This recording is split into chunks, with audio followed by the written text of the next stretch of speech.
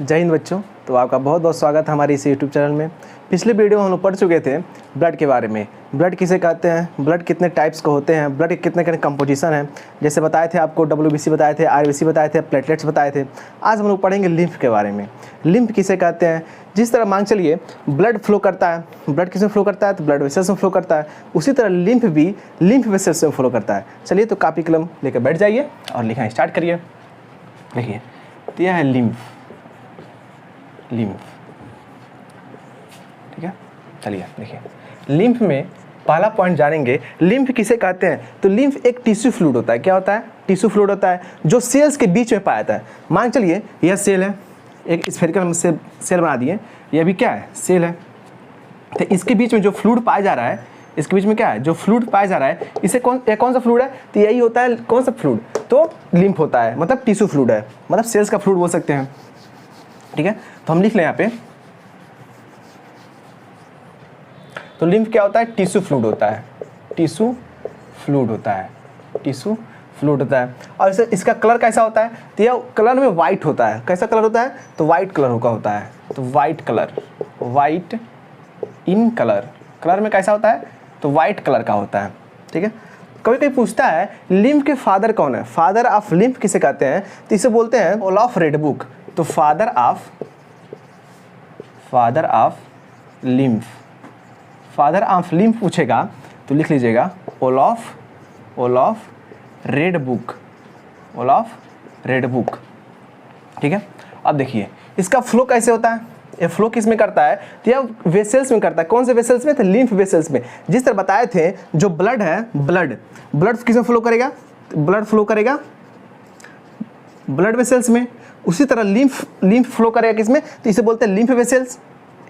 किसमें फ्लो करेगा? तो लिम्फ वेसल्स में फ्लो करेगा। सेम उसी तरह हम समझ लेते हैं कि लिम्फ किस में फ्लो करेगा? तो लिम्फ वेसल्स में। Lymph flows in lymph vessels, lymph vessels में फ्लो करेगा, ठीक है। इसका पाथवे हम देख लेते हैं कैसे फ्लो करता है। Pathway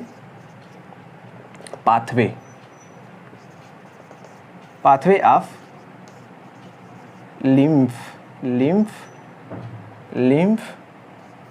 flows, pathway of lymph flows.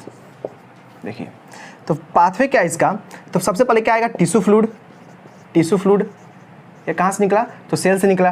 Tissue fluid जाएगा टिश्यू कैपिलरीज में, टिश्यू लिम्फेटिक कैपिलरीज बोल सकते हैं इसको, लिम्फेटिक कैपिलरीज में जाएगा। लिम्फेटिक कैपिलरीज क्या होता है? यह वेसल्स का माइनर पार्ट होता है, मतलब सबसे पतला पार्ट होता है। वो क्या कहता है? कहलाता है कैपिलरीज कहलाता है। जिस तरह वेसल्स होते हैं ना, ब्लड वेसल्स का माइनर पार्ट क्या होता है? तो ब्लड वेसल्स कैपिलरीज बोलते हैं। उसी तरह बोलेंगे लिम्फेटिक कैपिलरीज बोलेंगे। सेम उसी तरह आएगा, यह आएगा इसमें वॉल में आएगा। वॉल्स पे कहाँ जाएगा? तो लिम्फ नोड में आएगा, लिम्फ नोड में आएगा। लिम्फ नोड्स में आ जाएगा, यह लिम्फ वेसल्स में आ जाएगा। किस में आ जाएगा? तो लिम्फ वेसल्स में आ जाएगा। इसका फ्लो चार्ट देख लीजिए। टिश्यू फ्लूइड से कहाँ गया? टिश्यू फ्लूइड कहाँ गया? तो लिम्फेटिक कैपिलरीज में गया। लिम्फेटिक कैपिलरीज कहाँ गया? तो यह वॉल में गया। यह देखिए वॉल, ठीक है। वॉल्स होकर कहाँ गया? तो लिम्फ नोड में गया। लिम्फ नोड्स में कहाँ जाएगा? तो चल जाएगा किसमें? लिम्फ वेसल्स में चला जाएगा। किसमें चला जाएगा? तो लिम्फ वेसल्स में चला जाएगा। अब हम देखते हैं इसके फंक्शन के बारे में। लिम्फ के फंक्शन क्या क्या है, ठीक है। कॉपी कलम लेकर बैठ जाइए और उसमें नोट करते रहिए इसको। अब हम बात करते हैं लिम्फ के फंक्शन के बारे में। सबसे पहले बताइए लिम्फ किसे कहते हैं? तो लिम्फ होता है टिश्यू फ्लूइड को। लिम्फ क्या है? तो टिश्यू फ्लूइड को क्या कहते हैं हम लोग? लिम्फ कहते हैं। चलिए देखिए, जिस तरह फंक्शन ऑफ लिम्फ, जिस तरह ब्लड फ्लो करता था, ट्रांसपोर्टेशन करता था, क्या करता था? सबस्टेंस का ट्रांसपोर्टेशन करता था। उसी तरह से लिम्फ भी क्या करेगा? सबस्टेंस का ट्रांसपोर्टेशन करेगा। चलिए लिख लेते हैं, ट्रांसपोर्टेशन ऑफ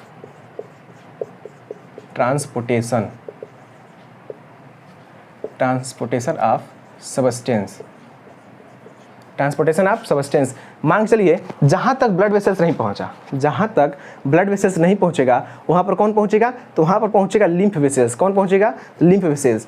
लिख सकते हैं transportation of substance where blood vessels do not reach. इसका मतलब यह होगा जहाँ तक ब्लड वेसल्स नहीं पहुँचता है वहाँ कौन पहुँचता है, तो लिम्फ वेसल्स जाता है। कौन जाता है, तो लिम्फ वेसल्स जाता है। ठीक है, दूसरा देखते हैं और क्या करता है, रिमूव्स डेब्रिस। अब कहेंगे डेब्रिस क्या होता है, removes debris from the body, removes debris from the body. Debris उसे कहते हैं, डेड सेल कहते हैं। हमारे बॉडी में जो डेड सेल बन गए हैं उसे कहते हैं डेब्रिस, मतलब डेड सेल। लिख सकते हैं हम लोग, डेड सेल्स को बाहर निकालना। डेड सेल को बाहर कौन निकालता है, तो लिम्फ निकालता है। कौन निकालता है, बाहर निकालता है, लिम्फ निकालता है। देखते हैं थर्ड, देखिए थर्ड क्या है, मैचुरेशन ऑफ, थर्ड क्या है, maturation of lymphocyte, maturation of lymphocyte. Lymphocyte का मैचुरेशन होता है कहाँ पर, तो लिम्फ में होता है। लिम्फोसाइट्स क्या है, तो लिम्फोसाइट्स एंटीबॉडीज बनाते हैं। क्या बनाते हैं, एंटीबॉडीज बनाते हैं। लिम्फोसाइट्स क्या बनाते हैं, एंटीबॉडीज बनाते हैं। जैसे WBC हो गया, यही तो मार रहा था, बाहर से आने वाले पैथोजन कौन मार रहा था, तो WC किल कर रहा था। इसे बताए थे, क्या बताए थे, ल्यूकोसाइट। इसका दूसरा नाम क्या बताए थे, तो ल्यूकोसाइट बताए थे। ठीक है, अब हम लोग देखते हैं लिम्फ के कौन कौन कंपोनेंट है। जैसे बताए थे ब्लड के कंपोजिशन बताए थे, ठीक है, उसी तरह लिम्फ के भी कंपोनेंट्स होते हैं। लिम्फ के भी क्या होते हैं, कंपोजिशन होते हैं। चलिए उसको भी लिख लेते हैं हम लोग एक चार्ट के फॉर्म में। जिस तरह बताए थे ब्लड में 3 कंपोनेंट्स, एक था प्लाज्मा और एक क्या था, वाटर था और एक फॉर्म्ड एलिमेंट। सेम उसी तरह इसको भी हम लोग क्लासीफाई कर लेते हैं। जैसे ये देखिए लिम्फ लिख दिए, लिम्फ में 2 कंपोनेंट, एक सॉलिड फॉर्म में पाया जाएगा, ठीक है, और एक पाया जाएगा वाटर के फॉर्म में। लगभग वाटर 96% पाया था। कितना पाया था, तो यार 96% पाया था क्या, वाटर। और जो 4% बचा वो क्या पाया जाएगा, सॉलिड फॉर्म में पाए जाएंगे। ठीक है, जिसमें सॉलिड फॉर्म में पाए जाते हैं ऑर्गेनिक सब्सटेंस, इनऑर्गेनिक सब्सटेंस और सेलुलर कंपोनेंट। अब बताएंगे ऑर्गेनिक सब्सटेंस क्या होता है। ऑर्गेनिक सब्सटेंस उसे कहते हैं जो कार्बन से मिलकर बने हो। किससे मिलकर बने हो, कार्बन से मिलकर बने होते हैं, उसे ऑर्गेनिक सब्सटेंस कहते हैं। जो कार्बन से मिलकर नहीं बने होते हैं उसे इनऑर्गेनिक सब्सटेंस कहते हैं। जैसे इलेक्ट्रोलाइट्स, क्लोरीन, पोटेशियम, सोडियम, ये सब क्या है, इनऑर्गेनिक सब्सटेंस है। ठीक है, सेलुलर कंपोनेंट में पढ़ेंगे हम लोग प्लाज्मा के बारे में, लिम्फोसाइट्स पढ़ेंगे, मोनोसाइट्स पढ़ेंगे, एंटीबॉडीज पढ़ेंगे। ये आएगा किसमें, सेलुलर कंपोनेंट में आएगा। तो चलिए पहला लिख लेते हैं हम लोग 3 ऑर्गेनिक सब्सटेंस, ऑर्गेनिक सब्सटेंस, और सेकंड क्या आएगा, इनऑर्गेनिक सब्सटेंस, इनऑर्गेनिक सब्सटेंस। इसमें रहेगा cellular components, same.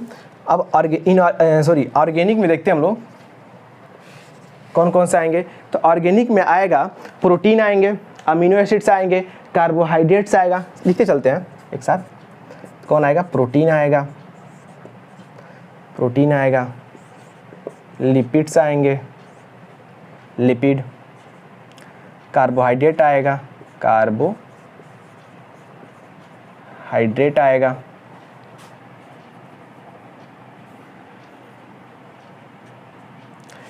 Protein, lipid, carbohydrate आएगा, फिर आएगा अमीनो एसिड्स आएंगे। ठीक है, और एक आएगा प्लाज्मा फॉर्म में, इसलिए लिख सकते हैं नॉन प्रोटीन नाइट्रोजिनस सब्सटेंस लिख सकते हैं, सब्सटेंस। ठीक है, अब देखते हैं प्रोटीन में कौन कौन आएगा। इसमें मतलब प्लाज्मा प्रोटीन, प्रोटीन मतलब क्या है, प्लाज्मा प्रोटीन। तो लिख लेते हैं, देखिए पहला आएगा एल्बुमिन। कौन आएगा, एल्बुमिन। सेम इसी तरह बताए थे, ब्लड में भी बताए थे प्लाज्मा प्रोटीन के बारे में, एल्बुमिन बताए थे, ग्लोबुलिन बताए थे, प्रोथ्रोम्बिन बताए थे, फाइब्रिनोजन बताए थे, फाइब्रिन बताए थे, प्रोथ्रोम्बिन बताए थे। सेम इसमें भी लिख देते हैं, एल्बुमिन, फिर आएगा ग्लोब्यूलिन, आएगा क्लॉटिंग फैक्टर, क्लॉटिंग फैक्टर। अब कहेंगे क्लॉटिंग फैक्टर क्या है, जो ब्लड का क्लॉटिंग कराते हैं वही क्लॉटिंग फैक्टर है। जैसे प्रोथ्रोम्बिन होता है, फाइब्रिनोजन होता है, ये सब क्या है, क्लॉटिंग फैक्टर है।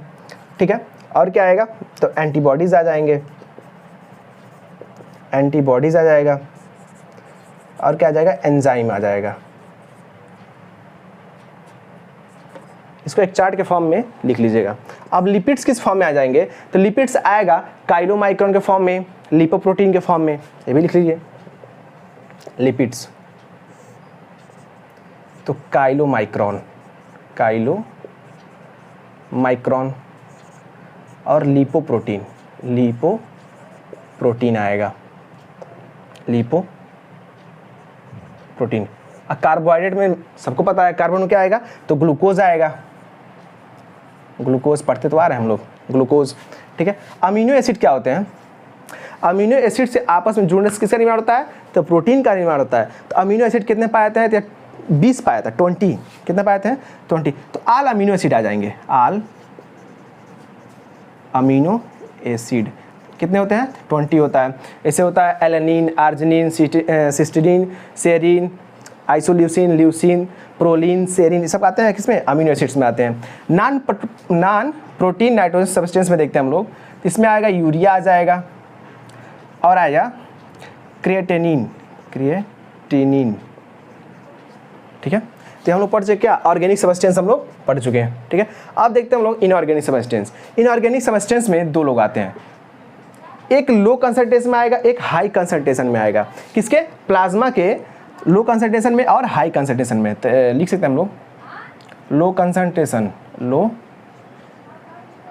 इसको मिटा लें पहले, बाद में समझा देंगे इसको, चार्ट बना लीजिएगा। ठीक है, तो लिख सकते हैं लो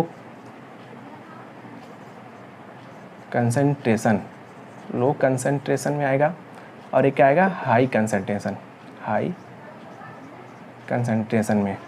किसके, तो प्लाज्मा से। ठीक है, प्लाज्मा के हाई कंसंट्रेशन में और लो कंसंट्रेशन में। जैसे इसमें आएगा सोडियम, सोडियम आ जाएगा, पोटेशियम आ जाएगा, तो कैल्शियम, ये लो कंसंट्रेशन में पाए जाते हैं, प्लाज्मा के लो कंसंट्रेशन में पाए जाते हैं। हाई कंसंट्रेशन में पाया जाता है बाइकार्बोनेट, बाइकार्बोनेट पाया जाता है।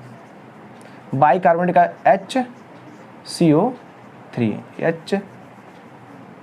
HCO, ठीक है, ये हो गया बाइकार्बोनेट। अब आएगा क्लोराइड, क्लोराइड सेकेंड जो है वह है क्लोराइड, Cl माइनस, पता है क्लोराइड होता है। ठीक है, तो हम लोग इतना पढ़ चुके हैं। अब देखते हैं हम लोग सेलुलर कंपोनेंट, जो थर्ड है इसका सेलुलर कंपोनेंट, उसको अलग लिख लेते हैं। इसको मिटा दें या स्क्रीनशॉट ले लीजिए, या तो लिख लीजिए, नोट कर लीजिए कॉपी में। ठीक है, अब मिटाते हैं इसको। अब हम देखते हैं सेलुलर कंपोनेंट में कौन कौन आता है। तो सेलुलर कंपोनेंट में कौन कौन आएगा, तो लिम्फोसाइट्स आएगा, मोनोसाइट्स आएगा, मैक्रोफेजेस आएंगे,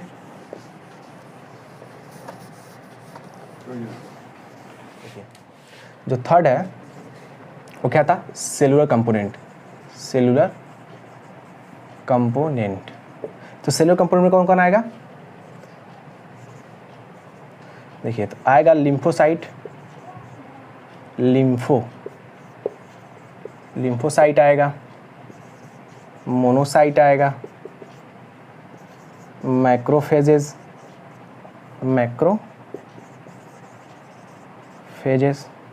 मैक्रोफेज आएगा, और एक आएगा प्लाज्मा सेल। क्या आएगा, प्लाज्मा सेल। ठीक है, मोनोसाइट क्या करता था, मोनोसाइट आने वाले पैथोजन, जैसे पैथोजन्स क्या हो सकते हैं, बैक्टीरिया हो सकता है, वायरस हो सकता है, ठीक है, उनको पहचानने का काम कर रहा था। मोनोसाइट क्या करता है, बाहर से आने वाले पैथोजन्स को पहचानने का काम कौन करता है, तो मोनोसाइट्स करता है। लिम्फोसाइट क्या करता है, यह किल करने का काम करता है, मतलब जो आ गए उसको ये तो पहचान लिया, अब ये पहचान को इसको बोलेगा भाई साहब आ गए, उसको किल करो। ये क्या करेगा, किल करेगा। लिख सकते हैं यहाँ पर किल पैथोजन्स, किल पैथोजन्स। पैथोजन्स क्या होते हैं, जैसे वायरस हो गए, बैक्टीरिया हो गए, ठीक है, पैथोजन्स, ये क्या करेगा, आइडेंटिफाई करेगा, आइडेंटिफाई द पैथोजेंस। ठीक है। मैक्रोफेज का आता है, ये भी किल करने का काम। मैक्रोफेज क्या करता है, सेम इसी तरह किल करने का काम कौन करेगा, तो ये भी लिख सकते हैं हम लोग, किल द पैथोजेंस। ये भी क्या करेगा, किल द पैथोजेंस। जो बाहर से पैथोजेंस आए हैं उनको भी मारने का काम कौन करेगा, तो मैक्रोफेज करेगा। अब प्लाज्मा सेल क्या करेगा, तो ये प्लाज्मा सेल क्या होता है, इसे प्लाज्मा प्रोटीन बनाएगा। ठीक है, एल्बुमिन, ग्लोबिन, मान चलिए हाथ कट गया, उंगली कट गई, तो ये क्या करेगा, तो यह क्लॉटिंग फैक्टर लाएगा, जैसे फाइब्रिन लाएगा, प्रोथ्रोम्बिन लाएगा, फाइब्रिनोजन लाएगा। ठीक है, तो समझ गए, एक क्लॉटिंग फैक्टर लाएगा, क्या लाएगा, लिख सकते हैं clotting factor involved. Clotting factor क्या करेगा, इन्वॉल्व कर देगा। ठीक है, तो यहाँ पर हमारा लिम्फ खत्म होता है। अब लोग मिलते हैं नेक्स्ट वीडियो में।